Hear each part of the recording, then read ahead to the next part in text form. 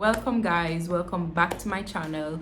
Today we're gonna talk about something that I am super excited about. Yes, I'm excited about every video, but I am especially excited about this video because let me tell you, this video was made based on some real serious mistakes that I made just a couple years ago as relates to my portfolio.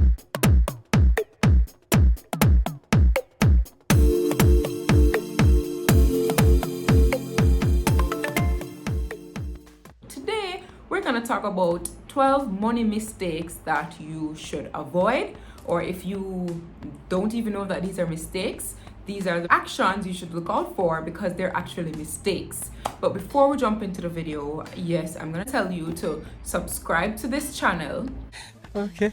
Click the post notification bell so that you are aware every time I post a video, because we're trying to build a little family here. Speaking of family, can you guys comment down below? I want to get to know more of you. There are over 300 people subscribed. I'm pretty sure there are more people. They're silent viewers. I want to get to know you. So comment in the comment section below so that we can get a conversation started. But without further ado, I am gonna jump right into the video. I know that's what you're waiting for. Another thing I'm gonna mention before we actually start the video is you have to stay until the end of the video, okay? Or else. The reason I'm saying that is this list that we're gonna talk about today, I have arranged them in such a way where you have the hot topic them at the beginning, the lukewarm topic them in the middle, and the hot topic them again at the end, so you guys can actually stay and watch the videos, okay? All right, so first thing that's gonna kickstart this list, having only one source of income. This is such a big money mistake, and I remember guys, this is something that I did too. I don't know if many people realize that when you have one source of income, you're only one step away from being homeless. One source of income, one step away from being homeless. And the reason why I say this is obviously if you have one source of income, that source of income is burdened with clothing you, with providing shelter, with providing food, with everything. So if your employer gets up tomorrow and decides, hey listen, this is it, you know, this is the end of the end of the thing, this, then where you gonna tell your landlord, where you gonna tell the bank, where you gonna tell the supermarket, you don't have nothing to tell them, so you basically gonna suffer. So the way to avoid all that despair and sufferation is to have more than one sources of income. Make sure, even if you have your own business, try to establish multiple sources of income. You may have a main business but have an next business, or you have passive income coming in, but you should never have only one source of income. That's money mistake number one. Money mistake number two is listen, are you me I talk to now? You see this thing where we have in Jamaica where we live up to the hype? That is money mistake number two. We feel like we have to keep up with the Joneses, and I was guilty of that. I won't even go around you. Me did guilty of that, because as I said, it's not like I grew up in a situation where I was exposed to certain brands and certain places and certain things. Like my parents did, they worked hella hard to make sure we got good education, which is why, you know. But at the end of the day, they weren't wealthy. So what happened is that when I start getting a few little shillings now, at them time the me start braff out the place, like, you know, me name one done, me name I made it done on the streets and everything. But you have to realize that if you want to live a life that is filled with happiness and a life that is filled with purpose, you have no business keeping up with the Joneses. Unless your name is Jones. If your name isn't Jones, you have no business keeping up with the Joneses. And even if your name are Jones, are you alone if you keep up with? You hear me? So I said that whole thing in patois. If we have any overseas viewers or persons who don't understand the Jamaican dialect, all I said was you need to make sure you are living for yourself. You are not living to impress people. You're not living to keep up with any status quo. You're living a life of happiness. And that's all I will say on that topic. Money mistake number two is keeping up with the Joneses.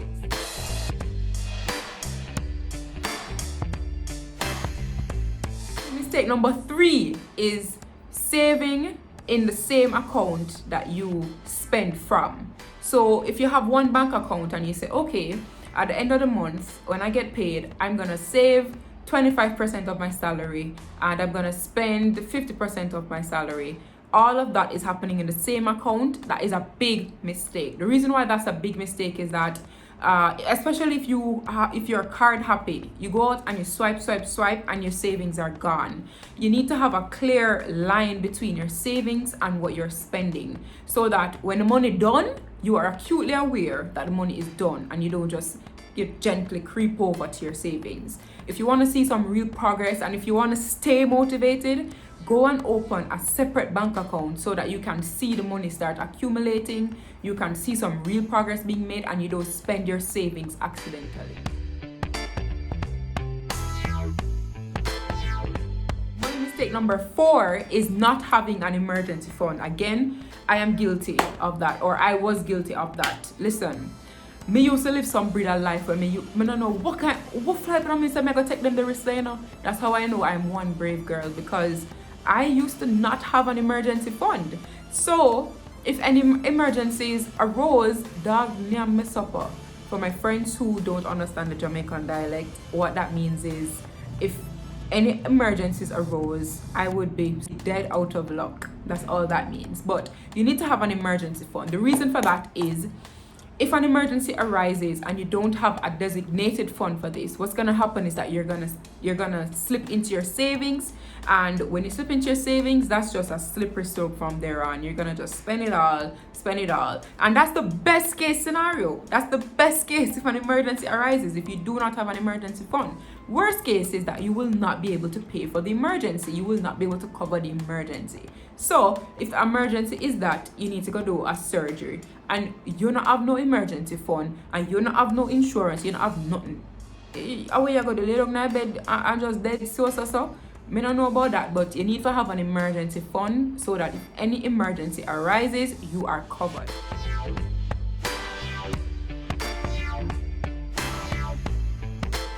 Money mistake number 5 is not having an allocation for your wants.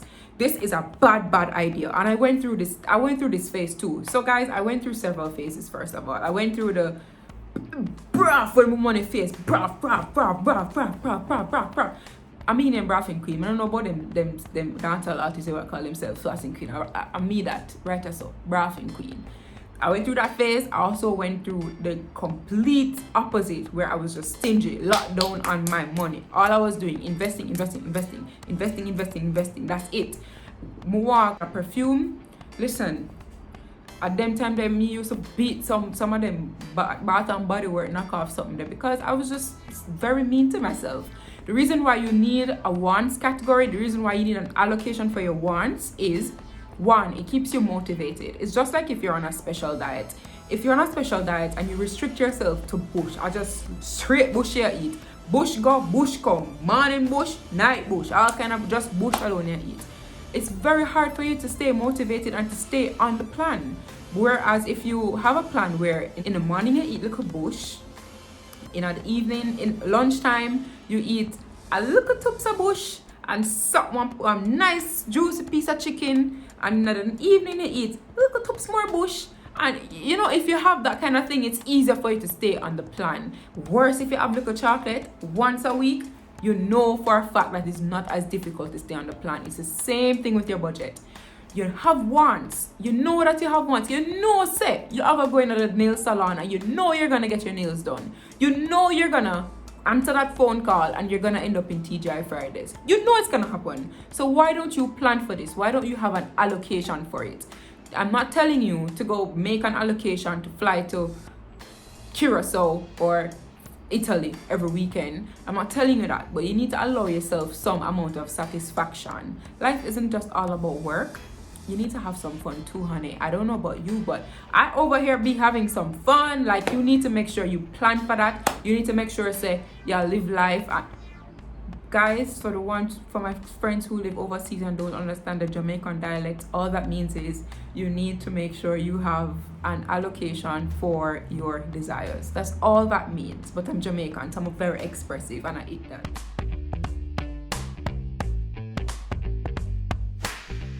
Money mistake number 6, not knowing the difference between hustling and building.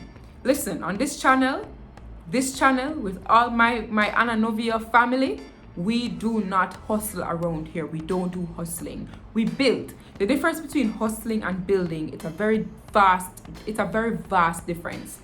The thing is, with hustling, you just try to make a quick money. And trust me, I was guilty of that too. Poly Consulting started with me just hustling. I know some I have certain skill, I know me have certain talent. So what I would do is I would just hustle. 100 grand it costs, you know. How much you have? You know, some I have more than 50. Alright, put 5 more on it and me do it for you. Alright. That's how it was. I would just, it's straight hustling. Worse when the client actually would give me that $55,000 as my fee. Ask me where the $55,000 gone. I have no clue. It's either in my back pocket, or it's in a van somewhere, or it's in a TGI Fridays, or trust me, I don't know which part it is. I don't know where it is. So that is hustling. Building now, that is literally where you have a recording system, you have a set price, you have a structure, you have a list of your services, you know what your business is about, you have a 5-year plan, you have a 10-year plan. You are building. It's not about hustling. So you can't afford 100 grand? No, I don't have it. Alright, well, when you have it, come back. Simple. We're not doing the hustling thing around here. The reason why this is a money mistake is you are limiting the growth of your own business. That's what's happening. And you will forever be in that position where you're hustling. Because when you done hustle from that one client, do you realize you're gonna have to start over the whole process again? You have to start over the whole process again of figuring out how much to charge, figuring out how much to ask for, figuring out what kind of services you're gonna offer. Because at the end of the day, you are doing it with just whatever you could get. So what you need to do is you need to have a recording system, you need to have a structure with your business. You need to treat it like it's an NCB, where the profits are through the roof, you have a board of directors, you have board meetings, you are expensive. That's how you need to treat your business.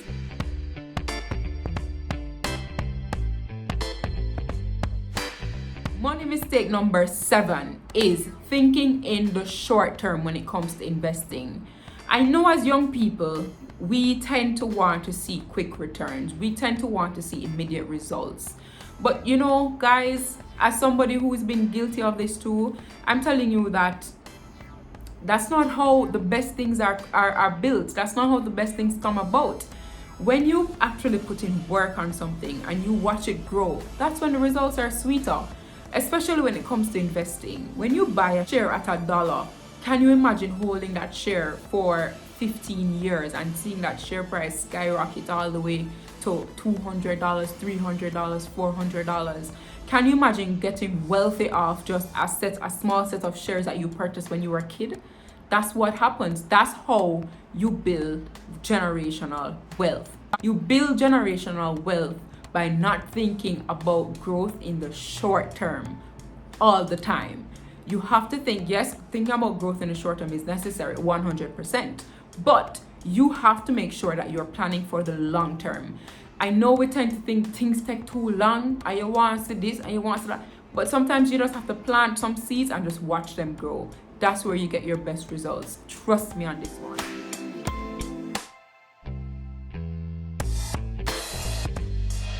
Money mistake number 8 is living above your means. I know that when you're gonna slap someone hard and wicked.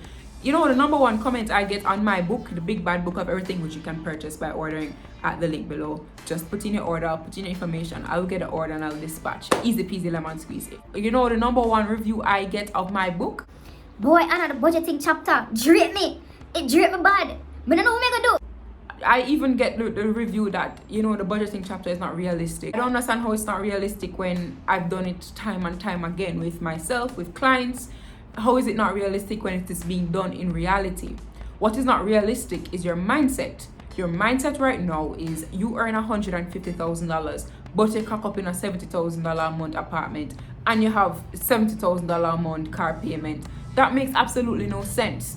What you need to do is you need to stop living above your means. Stop trying to keep up with the Joneses. If you earn $150,000, find an apartment or find a unit that fits within your budget, no matter what it is. You are growing. Don't run the same race as everybody who claim to be successful, because newsflash, most of these people who you think are successful, they really are not. It's all a sham. So you need to live your own life, run your own race, live within your means, stay in an apartment that you actually can afford. I live in a 1-bedroom apartment, not because I can't afford something else, but because, hello, I'm comfortable here. I have way more plans as it relates to growth and my income. I prefer to stay in a 1-bedroom apartment, comfortable and nice, and use the rest of my money to build an empire. Me no business about no Jones, me no business.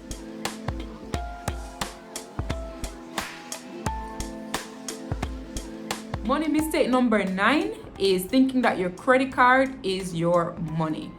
Honey, your credit card is not your money. It's a loan you're taking out every single time you swipe your card. I know a lot of people don't know this. Every time you swipe your credit card, you're taking out a loan. That's what it is. The type of loan depends on how you use the card, but it is a loan. Don't swipe your card thinking that you have all this money. If you have a $500,000 limit, when you swipe your card and you swipe it again and you swipe it again and the amount is now 500,000, you have a $500,000 loan that you need to clear. That's what it means.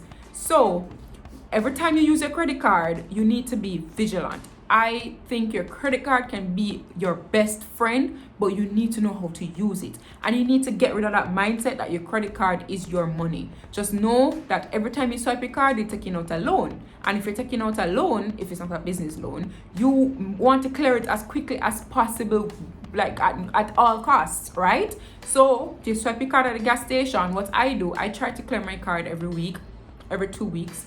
At worst, I clear my credit card before the end of the month. It's my personal card. So you have to make sure that you are aware of these things. You swipe your card, you clear it. That's what it is. You're taking out a loan. If you allow the period to pass and you pay the minimum payment, I'm not saying that you can't do that, especially if you're in business. But make sure that you understand the repercussions and you're prepared to face the consequences financially. Don't make it come slap you from behind. It's a big money mistake. Money mistake number 10 is not having any life insurance. Boy, I'm too young. I don't need no insurance. Wait a minute, listen, I used to sell life insurance for a living, and I have heard all the excuses that you could possibly make.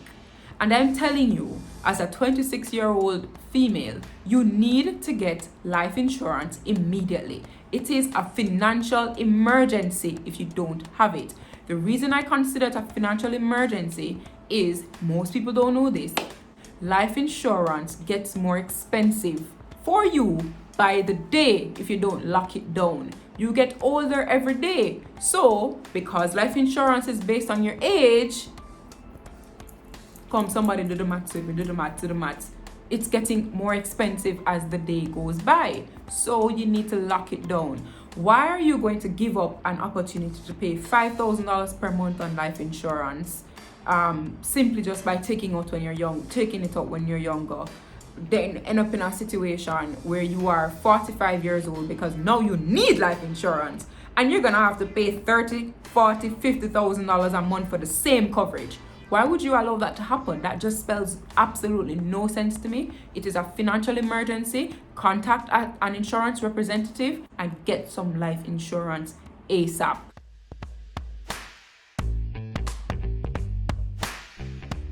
Money mistake number 11 is saving and not investing. I don't know if a lot of people know this, but did you know when you only save alone, saving alone, you don't have any investments, you save in your bank account. Did you realize that you are making negative returns in today's economy? Did you realize that the interest that the bank gives to you is not commensurate at all to inflation? So follow me now. Tell me if you're with me. Tell me in the comment section if you're with me. Did you realize that if inflation is, say, 3%, your money is being eaten out, it's deteriorating by 3%. The value of it is going down by 3%. If the bank is only giving you, say, 1% interest, and I'm being generous, if the bank is giving you 1% interest on your savings account, did you realize that even if you patch up that deterioration with the 1%, you're still in negative, meaning you're still making negative returns? That's what's happening when you save in a bank account. You probably you feel a lot more comfortable saving saving your emergency fund in your savings account or a special type of account that is similar to a savings account. But don't lock all your money down in a savings account. Why don't you put this in an investment vehicle when you could be making 7, 8, 9, 10, even as high as 25, 30, 40, 50% interest on your money just by investing it properly, accurately, taking a few risks? Why don't you put your money in an investment vehicle and make some money while you're sleeping? Why are you just forcing yourself to get up constantly and forcing your body to do physical work to be able to make money when you could be making money in your sleep?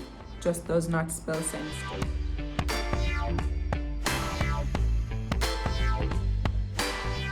Money mistake number 12 is the final money mistake that I have for you today, and I'm talking to my friends with a student loan. The biggest money mistake you could make as it relates to a student loan from SLB is making prepayments.